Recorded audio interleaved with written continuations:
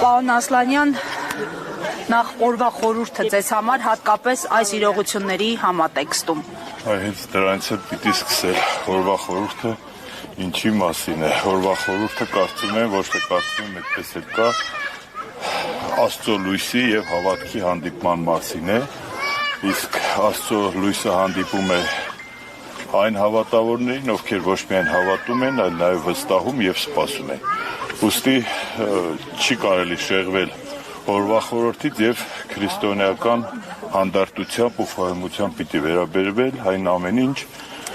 ամենին, ինչ տեղի ունենում մեր շուրջը։ Չեմ կարծում, թե մեր հավատքի, մեր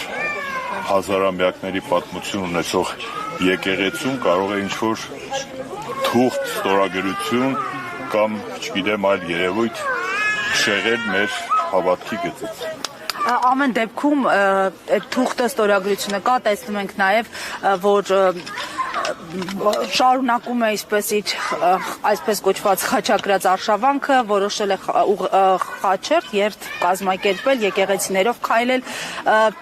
աստիճանաբար փորձում է հասնել իր նպատակին, իսկ ինչ է անում մյուս կողմը։ Ես նկատի չունեմ եկեղեցին, որովհետև եկեղեցին կա մյուս կողմ, ընդհանրապես քրիստոնեական հավատքից անդին չկա մյուս կողմ, ովքեր որ վստահում են, հավատում եւ նաեւ սպասում են Աստծո լույսին եւ քրիստոնեաբար են վերաբերում այս ամեն ինչին, պիտի որ իրենց համար են մի կողմում, իսկ թե աշխարհում, երկրում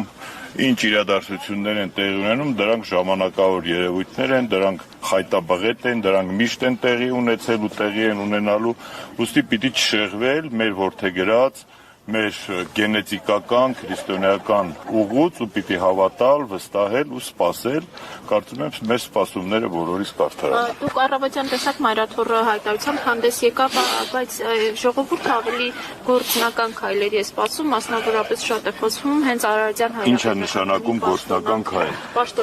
Դա ինչ է նշանակում գործնական։ Ես չգիտեմ գործնական քայլը որն է, բացի հավատալը։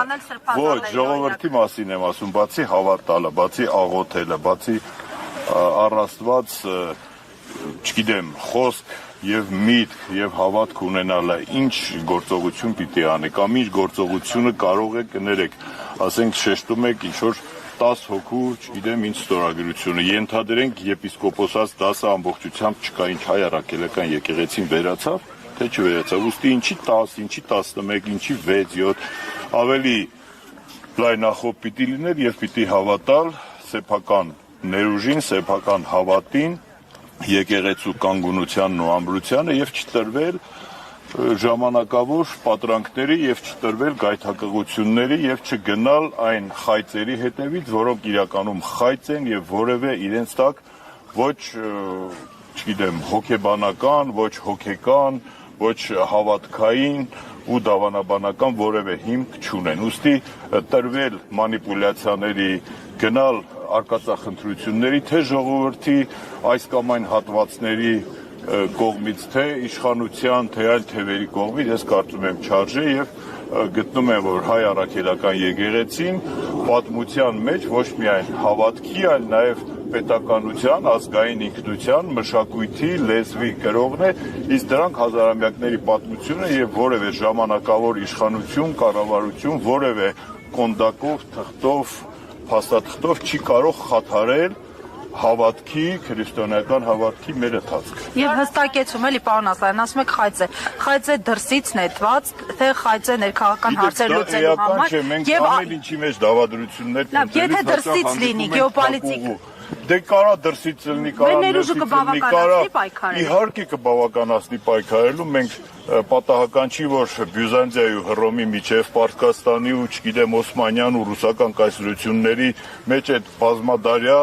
այդ հավատքի, այդ չգիտեմ կրոնի ու պայքարի մեջ եկել հասել ենք այս ժամանակաշրջանին, չեմ կարծում, թե մենք ինչ-որ ժամանակավոր ինչ-որ թուլությունները վերագրենք մեր գոյաբանական խնդիրներին, չի կարելի, կարծում եմ պիտի մնալ ամուր, պիտի հավատալ, վստահել եւ սպասել, որովհետեւ ելի եմ ասում, եթե սա ուղղված է Աստծո տանը, ապա հենց Աստծո կողմից էլ